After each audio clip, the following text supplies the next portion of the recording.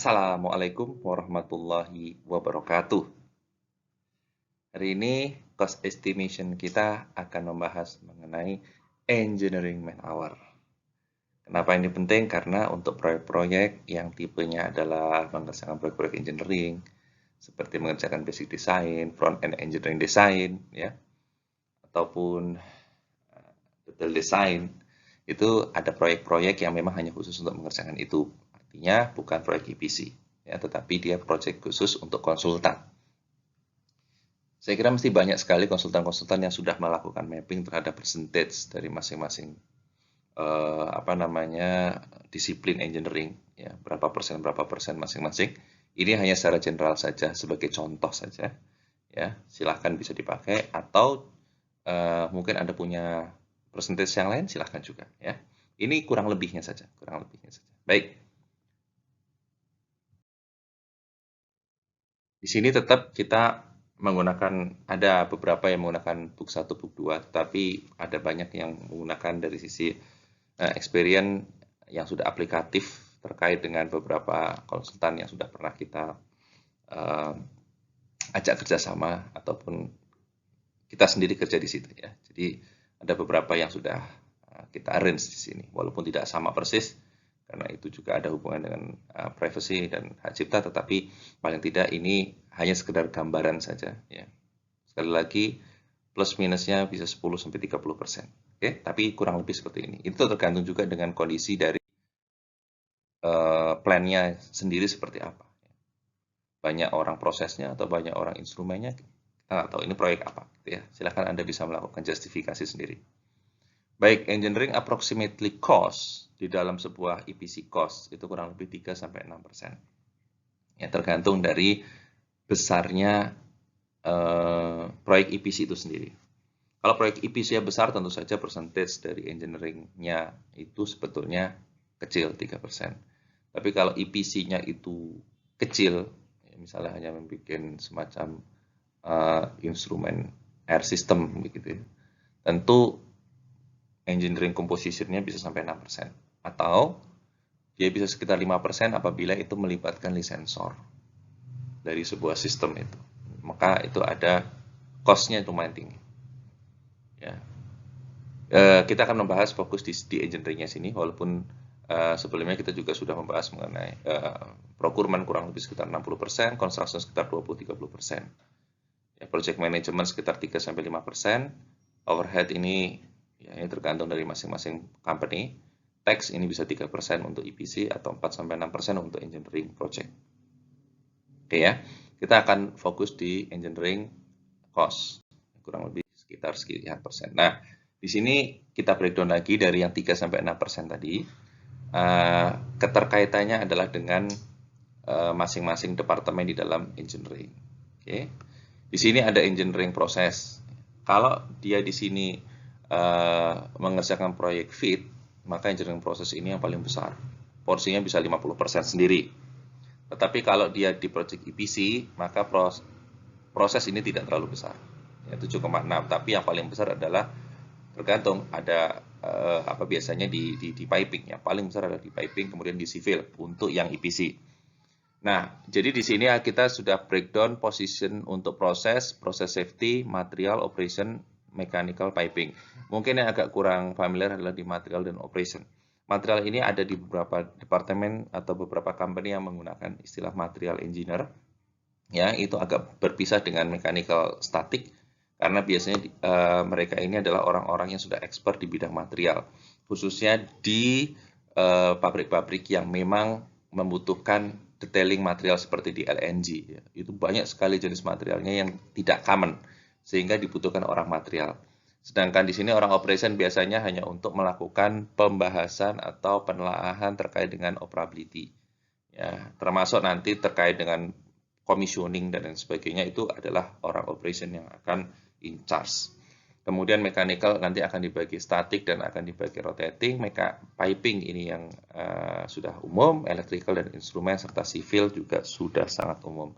Inilah komposisinya untuk proyek FEED dan untuk proyek EPC. Jadi ini bisa dipakai, ya, untuk reference saja, gitu ya. Silahkan nanti. Kalau misalnya proyeknya itu lebih banyak kepada proyek yang keterkaitannya dengan bangun jalan raya, ya otomatis komposisinya mesti akan berbeda. Jadi ini akan dipakai untuk proyek-proyek yang umum seperti di membuat petrokimia plant ataupun refinery ataupun oil and gas ya. Itu rata-rata bisa menggunakan ini. Bahkan untuk di power plant juga masih bisa. Tapi kalau udah proyek infrastruktur ya, bikin jembatan, bikin jalan, ya pasti komposisinya akan berbeda. Oke. Nah, di sini adalah kurang lebihnya untuk shop engineering man hour. Shop engineering man hour ini contoh saja ya. Sebetulnya ada banyak sekali bagaimana kita bisa menghitung berapa sih PNID. Untuk orang untuk bikin PNID itu berapa lama, bikin PFD itu berapa lama, bikin dataset berapa lama dan sebagainya ya. Tetapi ini paling tidak contohnya saja kita ambil 2 untuk piping. Biasanya keterkaitannya adalah dengan isometrik ya. Jadi di sini untuk menghitung berapa kebutuhan construction-nya pun bisa di sini dilihat ya. Karena satu drawing misalnya isometrik ya, seorang piping membuat isometrik satu drawing itu kurang lebih 650 kg atau ya setengah ton. Jadi kita bisa lihat konstruksinya berapa ton sih total yang dibutuhkan piping, itu bisa dilihat dari berapa banyak isometriknya. Ini juga satu drawing isometrik kurang lebih 3 man hour ya, atau 3 drawing per man day. Di sini 3 drawing per man day itu sekitar atau 3 man day dikalikan 650 tadi berarti 1950 kg per man day. Jadi di situ nanti kita bisa melihat berapa sih kebutuhan isometrik atau untuk pembuatan isometrik jika kita memiliki misalnya 100 ton pipa. Itu bisa akan dilihat, oke 100 ton dibagi ini, nanti akan ketemu berapa mende itu nanti akan dibagi 3, nanti akan ketemu berapa drawing. Nah, di situ akan bisa kelihatan, oh berarti kurang lebih sekitar sekian drawing dan sekian mende yang dibutuhkan. Ya, dan demikian pula sebaliknya. Kemudian struktur itu juga sama, shop drawing itu sekitar 600 kg per mende. Jadi satu orang satu hari itu bisa mengerjakan 600 kg shop drawing ya, sehingga nanti number of shop drawing itu adalah 50 drawing dibagi 40 ton tadi, 50 drawing per 40 ton structure ya. Ini kurang lebihnya sekitar segitu. Jadi kita bisa menghitung berapa soft drawing yang akan dibutuhkan untuk structure ya, kurang lebih ini komposisinya. Jadi kalau kita punya sekian ton structure, maka kita akan membutuhkan sekian drawing, dan sebaliknya kalau kita memiliki sekian drawing kurang lebih akan menghasilkan sekian ton structure. Ini kurang lebih ya. Ada juga yang tidak terkait dengan konstruksi, misalnya terkait dengan PNID. PNID itu juga akan menentukan berapa banyak konsumsi dari orang proses yang dibutuhkan. Juga melihat PNID-nya saja.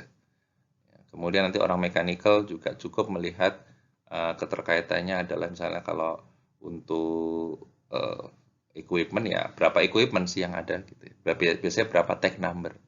Karena kalau AB dihitungnya 1 gitu kan.